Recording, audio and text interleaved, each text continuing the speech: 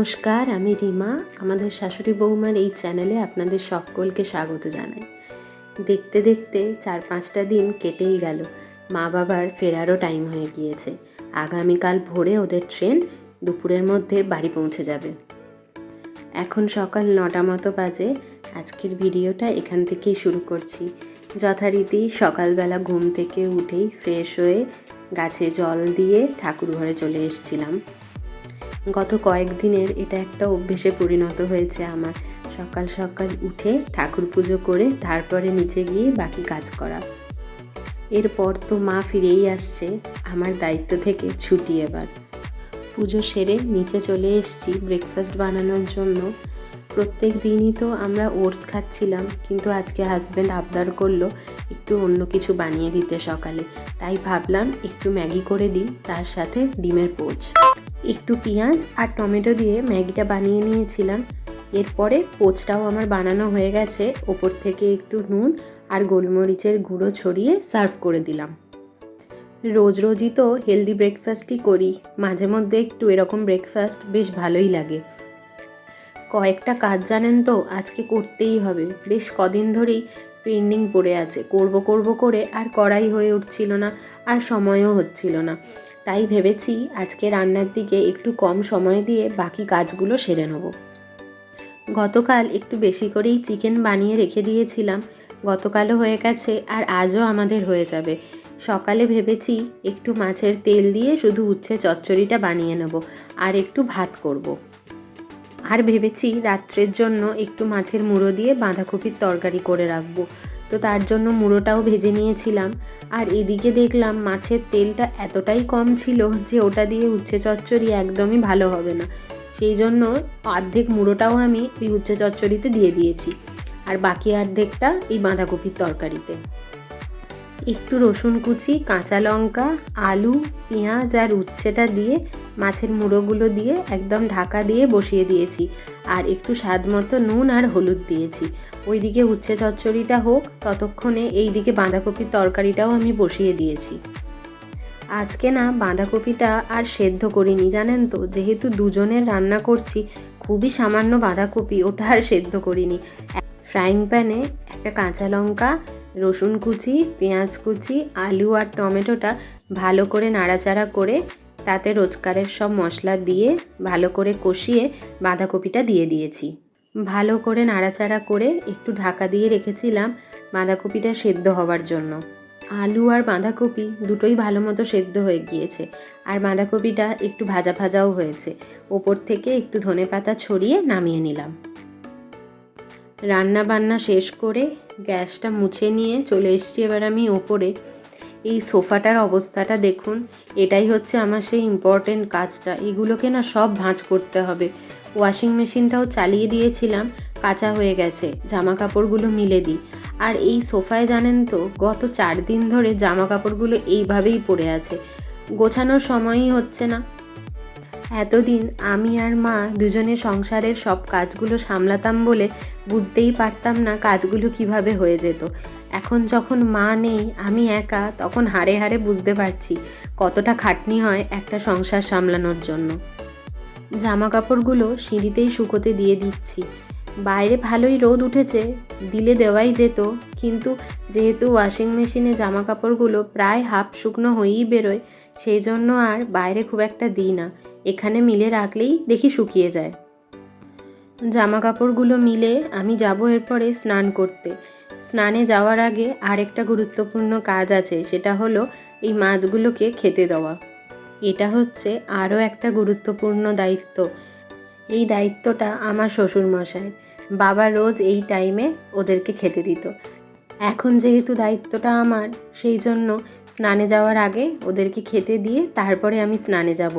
দেখেছেন অবস্থাটা ওদের, কি পরিমাণ লম্ফঝম্প করছে, বিশেষ করে এই বড় মাছ দুটো। ওদেরকে খাবার দিলেই বেশ খানিকটা জল ওরা লাফিয়ে বাইরে বের করে দেয়। আপনারা হয়তো খেয়াল করছেন জলটা পুরো কাঁপছে ওদের লাফানোতে। ওদের খিদে পেলে ওরা মুখে বলতে পারে না ঠিকই, কিন্তু ওদের আচার আচরণে ঠিক বুঝতে পেরে যায় যে ওদের খিদে পেয়েছে। ওদের খাওয়ার টাইমে যদি খেতে না দেওয়া হয়, আর অ্যাকোরিয়ামের সামনে দিয়ে যদি আমরা কেউ যাতায়াত করি, ওরা এমনভাবে আমাদের দিকে তাকিয়ে ছুটে আসে, তখনই বুঝতে পেরে যাই যে ওদের খাওয়ার টাইম হয়ে গেছে, এবার ওদের খেতে দিতে হবে। আমি স্নান সেরে এবার চলে এসেছি জামা কাপড়গুলোকে উদ্ধার করতে। আমাদের 4 জনের জামা কাপড়গুলো এমনভাবে এখানে স্তূপাকার হয়েছিল, আমার তো একদমই ইচ্ছে করছিল না এগুলোকে ভাঁজ করি। কিন্তু তারপরেই ভাবলাম আজ না হোক কাল তো আমাকে এগুলো করতেই হবে, তার থেকে কাজ ফেলে রেখে কোনো লাভ নেই, সময়ের কাজটা সময় করে নেওয়াই ভালো। এই কাজটা কিন্তু বেশ সময় সাপেক্ষ। মোটামুটি সবগুলোই আমার ভাঁজ করা হয়ে গেছে, আলাদা আলাদা করে ভাগ করে নিয়েছি 4 জনের জামা কাপড়গুলো। মায়েরগুলো মায়ের ঘরে দিয়ে আসি, মা ঘুরে আসলে এগুলো তো আবার মায়ের প্রয়োজন হবে। যাই হোক, সোফাটা একটু ফাঁকা হলো। এখন দুপুর 2টো মতো বাজে, আমি লাঞ্চ করতে চলে এসেছি। আজকে লাঞ্চে বানিয়েছিলাম তো উচ্ছে দিয়ে মাছের মুড়ো দিয়ে চচ্চড়ি, আর ভাত করেছিলাম, আর চিকেন তো করাই ছিল। লাস্ট মোমেন্টে হাজব্যান্ডের আবদারে আবার আজকে আমাকে ভাত ভাজাটা করতে হলো। ওর আগের দিন এতই ভালো লেগেছিল, আজকে চিকেনের সাথে এটা ওকে করে দিলাম। আজকে বাড়িতে বিশেষ সবজিও ছিল না আর চিকেনও ছিল না, সেই জন্য ডিম, চিংড়ি মাছ, একটু বাঁধাকপি, গাজর আর পেঁয়াজ দিয়েই বানিয়ে দিয়েছি। জানি উচ্ছে চচ্চড়িটা এর সাথে একদমই মানাচ্ছে না, কিন্তু তরকারিটা যেহেতু বানিয়ে ফেলেছি সেজন্য ওটাও খেয়ে নিতে হলো। লাঞ্চ সেরে ভাবলাম হাতে আজকে যখন একটু টাইম আছে এই কাজটাও সেরে রাখি। মা বাবা যাওয়ার পর থেকে এই বেডটা খুব একটা ইউজ হয়নি, তাই ভাবলাম ওরা যেহেতু কাল আসবে, কাল থেকে বিছানাটা ইউজ হবে, তাই বেডশিটটা একটু চেঞ্জ করে দিচ্ছি। কোথাও বাইরে থেকে ঘুরে আসার পরে যদি বিছানাটা অপরিষ্কার থাকে বা ধুলো থাকে, একদমই না তখন সেখানে শুতে ভালো লাগে না। আর কোথাও থেকে ঘুরে আসার পর নিজের বিছানার প্রতি একটা অন্যরকমই টান অনুভব হয়। শুধুই যে নিজের বিছানার প্রতি এই টানটা অনুভব হয় তা কিন্তু নয়, 5-6 দিন বা তার বেশি কোথাও থেকে ঘুরে আসার পর বাড়ির খাবারের প্রতিও সেই অনুভূতিটা প্রকাশ পায়। তখন যেন মনে হয় বাড়ির খাবারটাই অমৃত, অথচ ঘুরতে যাওয়ার আগে এই বাড়ির খাবারটাই মনে হতো আর ভালো লাগছে না খেতে।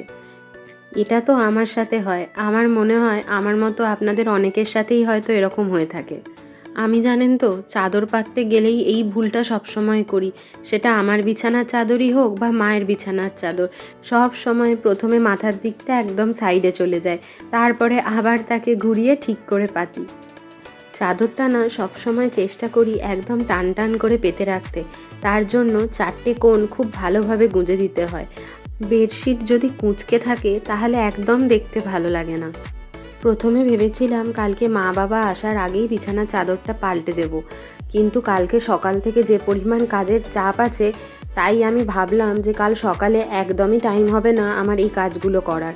সেই জন্য আজকে রান্নার দিকটা যেহেতু একদমই হালকা ছিল, তাই এই কাজগুলো সব সেরে নিলাম।